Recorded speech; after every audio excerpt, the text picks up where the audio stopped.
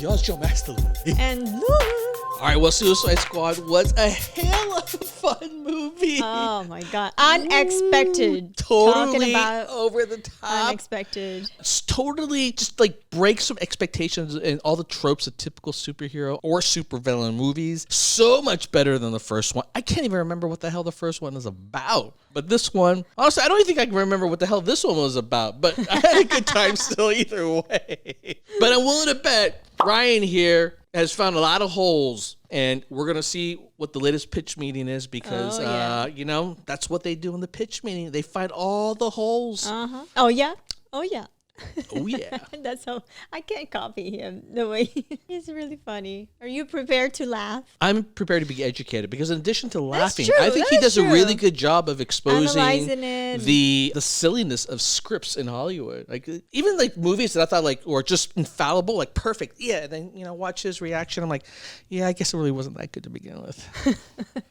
But Suicide Squad, I'm willing to bet there's a ton because there was just way too much that I'm like, I didn't want to think about it. And once you kind of just let go of expectations, of logic, of plot, it's a damn good time. All right. Let's see. All right. If you want some cool commentary, check out my podcast. And if you want some hotness, check out my fantasy show. Baby.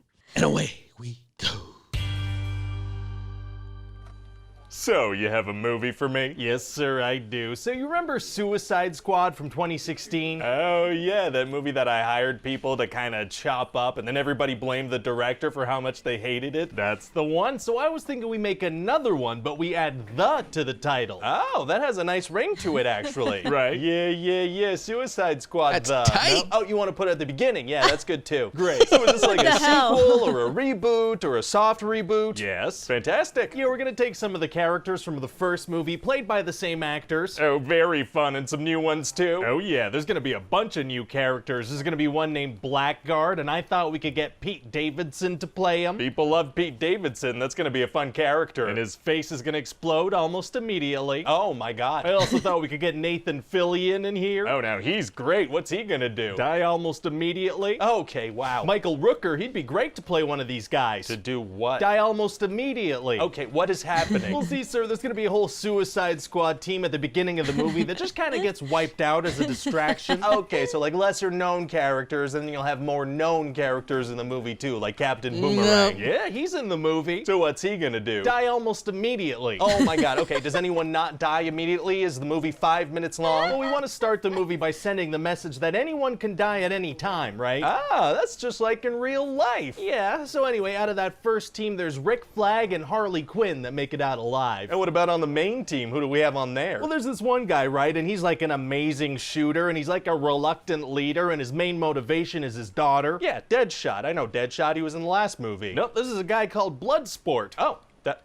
Okay. And there's this other predatory animal character that eats humans. Killer Croc. Yeah, I know. No, this is King Shark. Ah, I should stop trying to predict things, I guess. You're not particularly good at it, sir. And we also have this other character who shoots polka dots and another one who controls rats. Working for pest control is tight. No, her name is Ratcatcher too, and she can like control rats with her mind. And then there's Peacemaker, who's like Bloodsport, except he murders in the name of peace. Who were you thinking for that role? I was thinking maybe John Cena. Oh, you know what? I can't see him in that role. Because of his catchphrase. I understand the joke, sir. I just hate it. That's fair. So anyway, pretty much all these characters have sad backstories. Oh, okay. So I imagine they're each gonna have a tattoo on their forehead explaining that? No. What? Then how will people know? Well, once in a while, one of them will stop and explain their past to the other characters, which I think you'll agree is a little more subtle.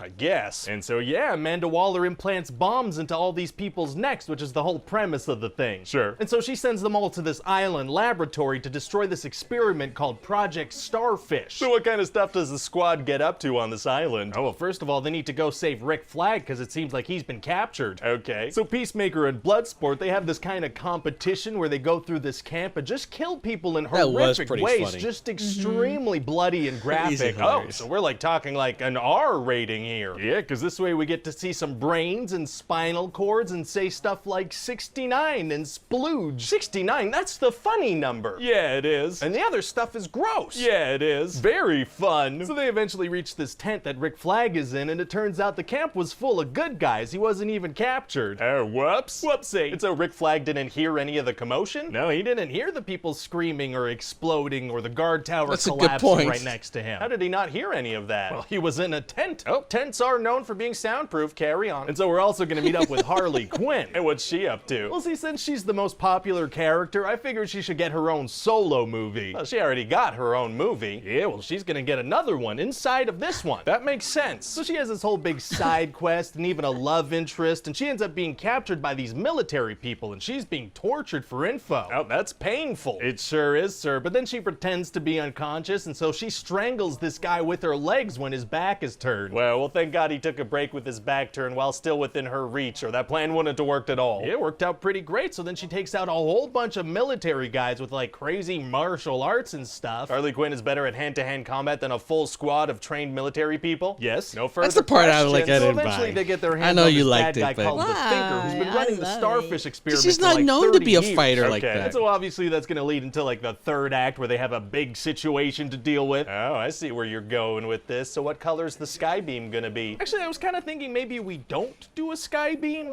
Well, we usually do a sky beam. Yeah, but I was thinking we could do more of like a giant hive mind starfish from outer space getting eaten by millions of rats, and one of the main characters pierces its eye with a javelin and all the rats go in there.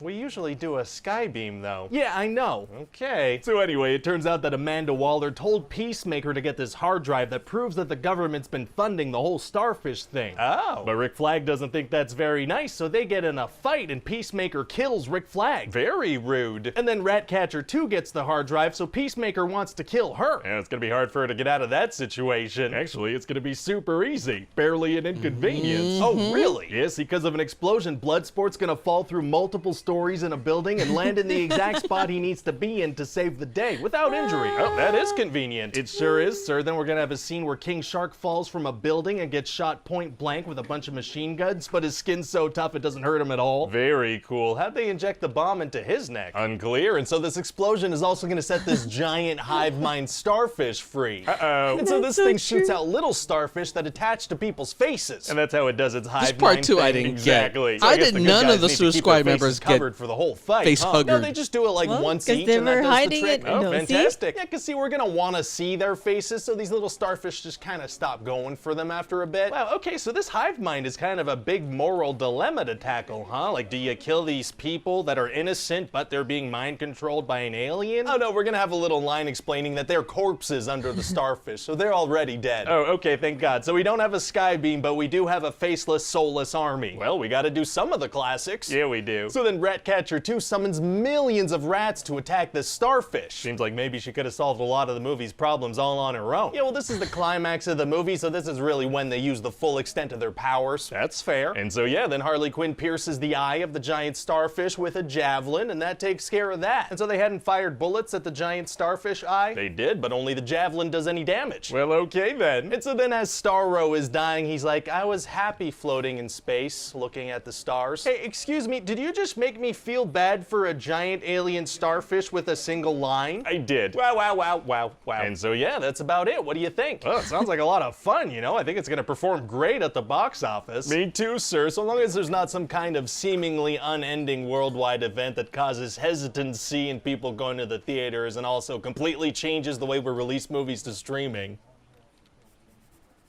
Why would you say that?